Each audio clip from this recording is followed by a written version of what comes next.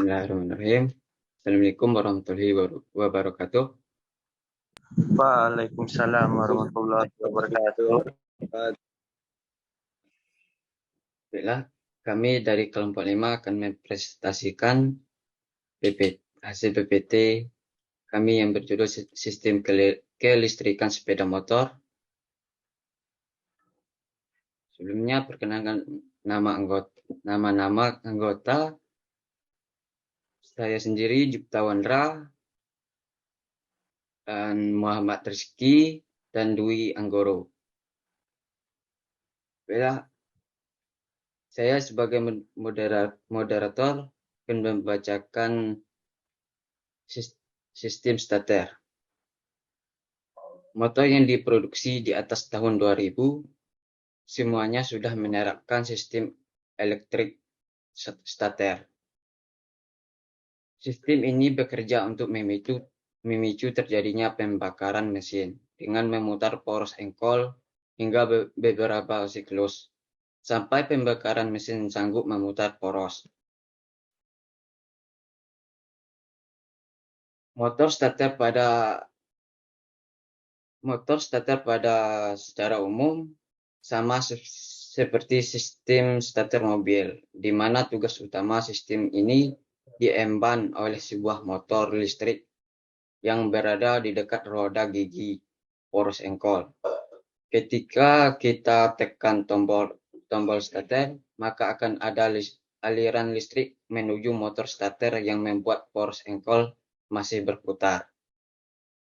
Cara kerjanya, ketika kita tekan tombol starter, maka relay atau yang dikenal dengan banding starter akan terhubung akibat arus listrik dari baterai langsung mengalir ke motor starter. Di sini solenoid di dalam starter bertugas dalam pengaitan roda gigi pinion sebelum motor starter berputar. Sistem pengapian. Sistem pengapian adalah mekatronika yang digunakan menyalurkan energi listrik bertegangan tinggi dengan input bertegangan rendah ke busi untuk dikonversi menjadi percikan api. Prinsip yang digunakan pada sistem pengapian adalah perubahan energi dari energi listrik menjadi percikan api. Pada dasarnya, energi listrik diubah ke bentuk energi kalor, namun karena beda potensial antara kedua kutub cukup besar, maka akan timbul loncatan elektron. Fungsi sistem pengapian itu hanya satu, yakni membakar campuran udara dan bensin yang telah dikompresi. Saat akhir langkah kompresi hanya pada mesin bensin. Baiklah, jenis-jenis sistem pengapian akan dilanjutkan dengan Muhammad Rizky. Muhammad Rizky, dipersilakan. Baik, saya akan menjelaskan jenis-jenis sistem pengapian yang ada pada sepeda motor. Yang pertama yaitu sistem pengapian konvensional. Sesuai namanya, pengapian konvensional adalah sistem yang bekerja secara konvensional, menggunakan kontak mekanik untuk menentukan interval busi menyala. Yang kedua, pengapian. Sistem ini juga dikatakan sebagai pengapian elektronik karena sudah menggunakan transistor sebagai pengganti kontak mekanik. Pengertian sistem pengapian transistor adalah mekanisme perubahan listrik menjadi api dengan bantuan transistor yang berbahan elektronik yang memutuskan arus primer coil. Dan yang ketiga ialah pengapian DLE. Sistem pengapian DLE adalah skema pengapian yang tidak dilengkapi dengan distributor. Distributor ini adalah komponen untuk membagikan arus tegangan tinggi dari coil. Sistem pengapian ini yang paling banyak ditemui oleh mobil EFI saat ini. Yang keempat ialah pengapian CDI. Pengapian CDI adalah sistem pengapian pada sepeda motor atau mesin silinder tunggal yang menggunakan kapasitor sebagai sumber pembangkit induksi pada koil.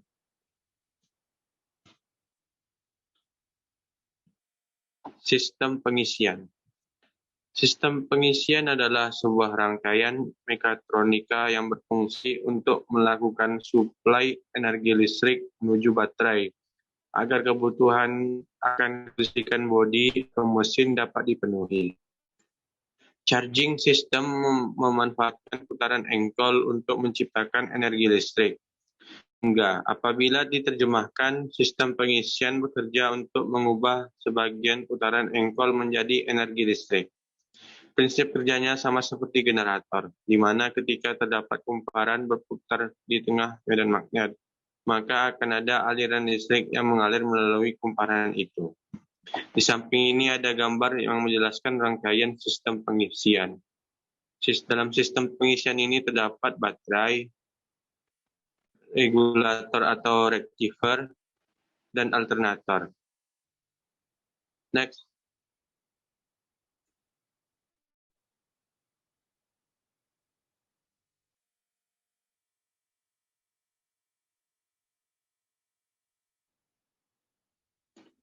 Next, Bang.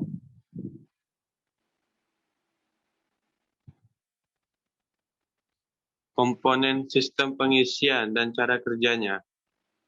Yang pertama yang harus kita ketahui apa yaitu nama komponen dari sistem pengisian. Yang pertama ialah baterai, yang kedua fuse, yang ketiga regulator atau kiprok, yang keempat alternator, dan yang kelima rectifier. Sedangkan cara kerjanya yaitu ketika kunci kontak berada ke posisi on, harus mengalir dari baterai menuju alternator. Di dalam alternator, arus listrik akan melewati kumparan stator, sehingga terjadilah kemagnetan di dalam alternator. Saat mesin berputar, poros engkol juga akan berputar. Putaran crankshaft akan memutar puli alternator, sehingga kumparan rotor atau armature ada pada alternator berputar. Disinilah energi listrik tercipta. Listrik dapat tercipta karena terdapat kumparan yang memotong garis gaya magnet. Akibatnya, elektron akan tercipta. Perpindahan elektron antara medan magnet dan kumparan. Perpindahan elektron ini akan menimbulkan beda potensial listrik dan akhirnya timbul aliran listrik.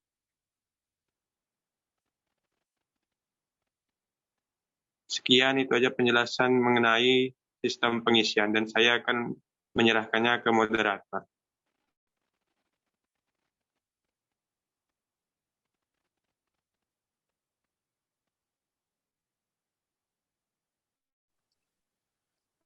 Baiklah, selanjutnya sistem penerangan akan dijelaskan oleh Bang Dwi. Pada Saudara Dwi, dipersilakan.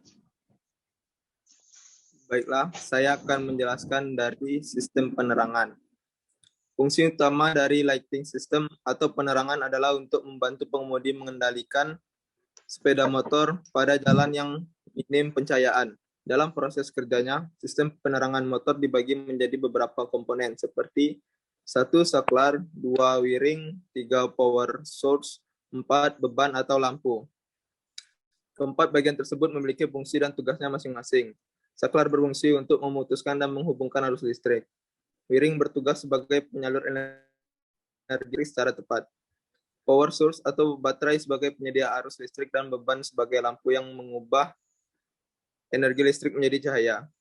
Keempat komponen di atas merupakan komponen utama dalam sistem penerangan secara umum. Next.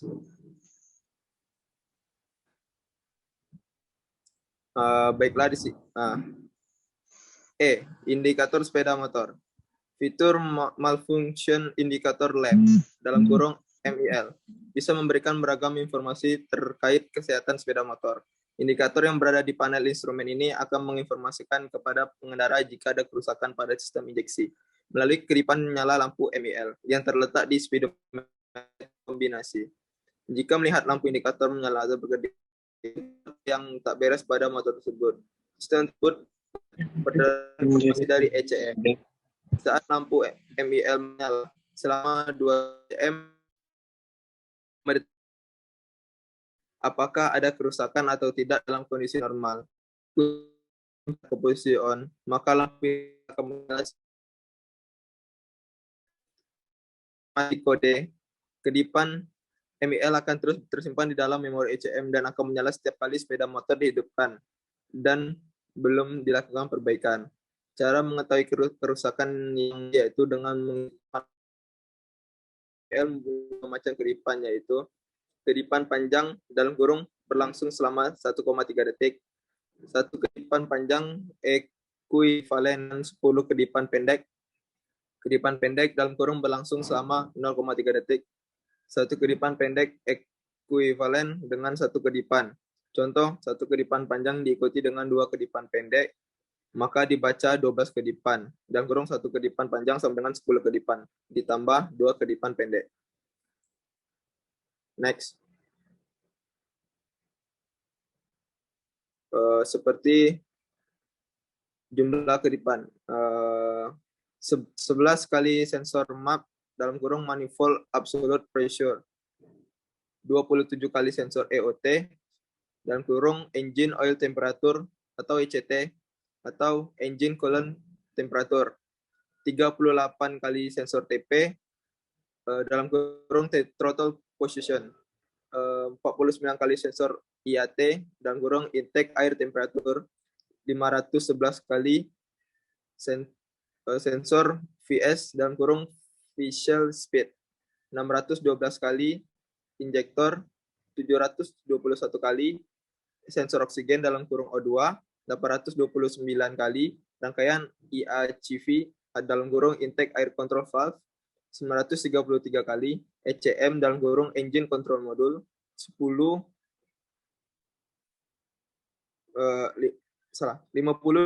kali sensor CKP dalam kurung crankshaft position, 54 kali sensor BAS dalam kurung bank angle sensor, 67 kali front wheel speed sensor dalam kurung PCX 160, 86 kali speedometer dalam kurung PCX 160, 916 kali coil injection primary fluid malfunction dalam kurung PCX 110, ADV 110, dan PCX 160. Mungkin itu saja, saya akan kembalikan kepada moderator. Terima kasih.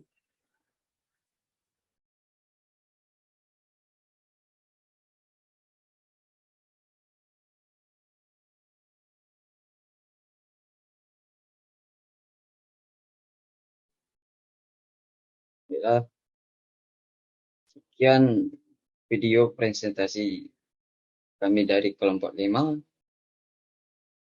Mengucapkan terima kasih.